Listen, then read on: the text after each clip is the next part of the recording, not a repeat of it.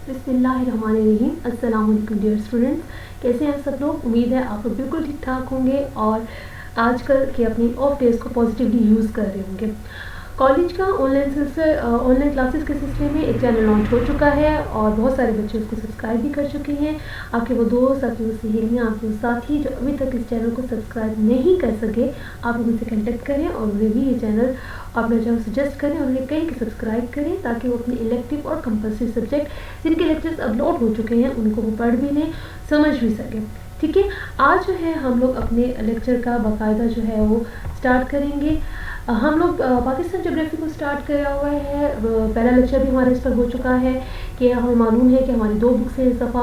इसमें पाकिस्तान ज्योग्राफी है जिसमें रीजन को स्टडी कर रहे हैं, पाकिस्तान को एज ए रीजन जो है वो स्टडी कर रहे हैं। आज हम लोगों ने देखना है कि फिजिकल फीचर्स ऑफ पाकिस्तान, यानी पाकिस्तान के तबाही हालात जो है किस तरह के हैं, इसमें कौन कौन से जो है वो तबाही का दुखाल मौजूद है। ये लेक्चर आपके अपनी teacher Mrs Meera Safdar present कर रही है। होपफुली आपको ये, अगर आपके पास बुक है तो ये लेक्चर समझने में आपको हेल्प करेगा और आप जब अपनी इस लेक्चर को घर में बैठ के रीड आउट करोगे तो आपको काफ़ी हद तक समझ में आ जाएगा।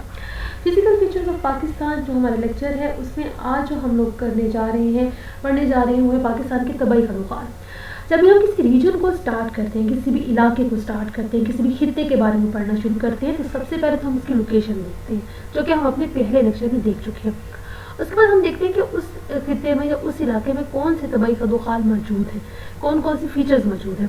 फिजिकल फीचर्स के बारे में या तबाही का दुखाल के बारे में हम 3rd ईयर में पढ़ चुके हैं कि उसमें कौन कौन सी चीज़ें आती हैं। पहाड़, मैदान, सतह, मुर्तफा, ये 3 तो बेसिक चीज़ें हैं जो कि तबाही का दुखाल में आती हैं। तो पाकिस्तान में अगर हम देखें तो जो तबाही का दुखाल है इसके डिफरेंट डिवीजन्स हैं, कुछ में से 5 हिस्सों में, कुछ में से 7 हिस्सों में, कुछ में से 4 हिस्सों में, कुछ में 3 हिस्सों में भी डिवाइड किया हुआ है। हम जो बुक जो है फॉलो कर रही हैं उस बुक में इसके 4 मेन हिस्से हैं: पहाड़ी सिलसिले, दरिया सिंध का मैदान, सतह, मुर्तफा और रेगिस्तानी इलाके। आज हम लोग जो है अपना पहला तबाही का दुखाल के सिलसिले में पहला अपना फीचर पढ़ने जा रहे हैं और वो है पहाड़ी सिलसिले। पहाड़ी सिलसिले पाकिस्तान के अंदर 2 जो है वो मेन पहाड़ी सिलसिले हैं। एक है शुमाल मशरकी पहाड़ी सिलसिला, एक है शुमाल मगरबी पहाड़ी सिलसिला। शुमाल मशरकी पहाड़ी सिलसिला आज हमारे सब्जेक्ट का हिस्सा है। आज हमारे टॉपिक का मेन जब हमारा फोकस होगा वो इसी पर होगा। हमारे पहाड़ी सिलसिलों में से पहला जो सिलसिला शुमाल मशरकी पहाड़ी सिलसिला, ये आगे 4 सब रेंजेस पर मुश्तमिल है: सवालत का पहाड़ी सिलसिला, पीर पंजाल का पहाड़ी सिलसिला, को हिमालय और को कराकल। ठीक है, ये हमारे 4 मेन हैं। शुमाल मशरकी पहाड़ी सिलसिले की जो इम्पोर्टेंस है क्लास में ये है कि एक तो ये बाउंड्री के तौर पर काम कर रहा है हमारी डिफरेंट कंट्रीज़ के साथ, चाइना के साथ, इंडिया के साथ एक बाउंड्री के तौर पर काम कर रहा है। सेकंड, चूँकि ये पहाड़ी सिलसिला काफ़ी हद तक नाकाबिले अबूर है और इसको हाई करना मुश्किल है, तो हम लोग पाकिस्तान का ये हिस्सा काफ़ी अरसे तक जो है वो नॉर्थ की तरफ से फ़िरौनी हमला आवर से जो है वो महफूज रहा है। इसकी और इम्पोर्टेंस ये है कि ये जो पहाड़ी सिलसिला है ये कंटिन्यूस है, मुसलसल पहाड़ी सिलसिले हैं। तो इसकी वजह से जो सेंट्रल एशिया से आने वाली सर्द हवाएं हैं ये पाकिस्तान जो है सेंट्रल एशिया और ये पहाड़ी सिलसिला है ये पाकिस्तान को उन सर्द हवाओं से जो है वो बचाता है।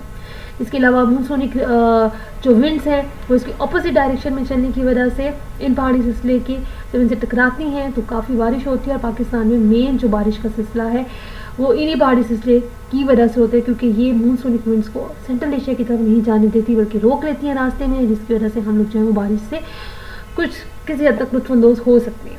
ठीक है, तो अब हम थोड़ा सा इसके बारे में मैं आपको रीजन्स थोड़ा सा आपको हाईलाइट कर देती हूँ, एरिया, ताकि आपको आइडिया हो जाए। यहाँ पर आप देखेंगे ये 4 जो है वो सर्कल्स हैं, 4 सर्कल्स हैं। ठीक है, इसमें जो ऊपर वाइट सा सर्कल है ये जनाब आपका कराकरम रेंज है।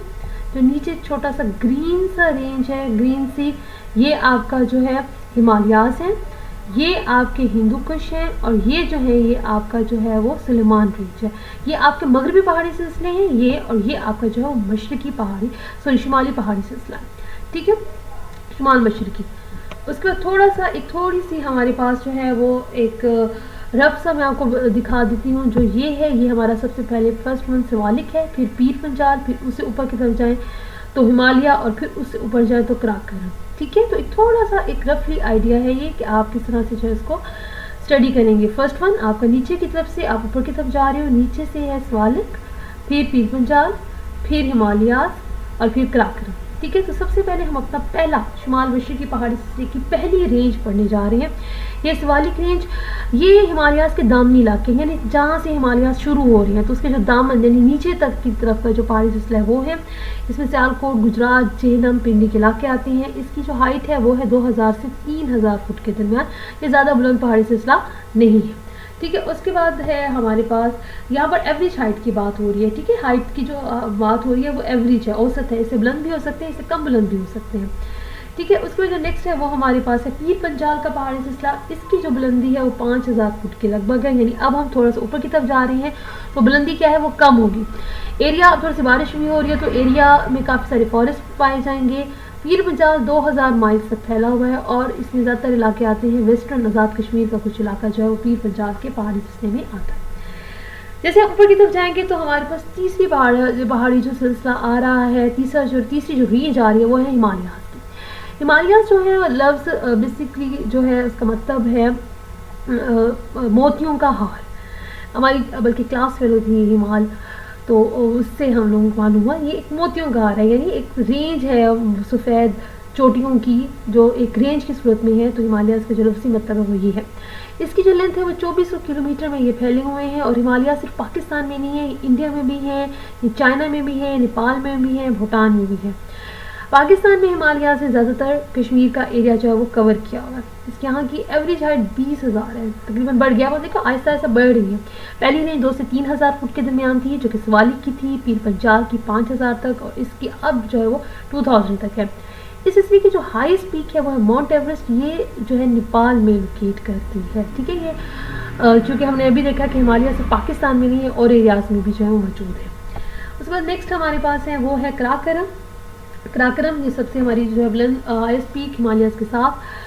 یہ 2000 فٹ کی بلندی پر ہے اور یہاں کی جو ہائیسٹ پیک ہے وہ K2 ہے جو کہ پاکستان کے اندر موجود ہے. K2 کا real name Godwin Austen ہے اور اس کو لوکل لینگویج میں چکوری بھی بولتے ہیں. یعنی سفید سی پہاڑی وہ اونچی سی. اور جو ہے اسے 1954 میں ایک اٹیلین ٹیم نے سب سے پہلے جو ہے کور کیا تھا. یہاں پر کراکرم رینج کی جو امپورٹنس ہے، جو امپورٹنٹ پوائنٹ ہے وہ یہ ہے کہ اس کے اندر کافی سارے پاسز موجود ہیں. بابوسار، لواری، شاندر بہت مشہور ایریا ہے کیونکہ یہاں پر ہائیسٹ پولو گراؤنڈز جو ہے وہ موجود ہیں. درمزتا ہے، کراکرم ہے، یہ سارے ہیں جو پاسز ہیں یہ امپورٹنٹ ہیں جو ان پہاڑی سلسلوں میں موجود ہیں. پاسز یا درے وہ ہیں جو کہ پہاڑوں کے درمیان قدرتی طور پر بھی وجود میں آئے ہوئے ہوتے ہیں جو کہ مختلف ایریاز کو جو ہے کنیکٹ کرتے ہیں. تو یہ 4 رینجز تھی جو ہم لوگوں نے جو ہے وہ اسٹڈی کی. آگے میں تھوڑا سا آپ کو جو ہے ایک تھوڑا سا رفلی سا ایریا بتاؤں. یہاں پر K2 جو اوپر کی طرف نارتھ کی طرف K2 جو ہے وہ موجود ہے. یہ آپ کے کراکرم کے ایریاز اور ہمالیاز کی رینج ہے. تو تھوڑا سا آپ کو آئیڈیا ہو جائے گا کہ ہمارے پاس یہ جو ہیں ایریاز یہ پہاڑی سلسلے کہاں موجود ہیں. یہ ہمارا آج کا لیکچر ہے. آپ اس کو ریڈ آؤٹ کرو، دیکھو، اس کو سمجھو اور تھوڑا سا آپ کو رینج کا آئیڈیا ہوگا کہ پہاڑی سلسلے ہمارے کہاں پر جو ہے وہ موجود ہیں. انشاءاللہ نیکسٹ لیکچر میں ہم دوسرے پہاڑی سلسلوں کو دیکھیں گے. ان کو بھی آپ ریڈ آؤٹ کریں تاکہ جب ہم نیکسٹ اس لیکچر کو ٹچ کریں تو آپ کو سمجھ میں آ سکے. تھینک یو سو مچ. اگر آپ کے پاس کوئی سوال ہے، کوئی چیز آپ نے پوچھنی ہے تو آپ کمنٹس میں پوچھ سکتے ہیں. تب تک نیکسٹ لیکچر تک اپنا خیال کیجیے گا اور پڑھتے رہیے گا. Thank you so much.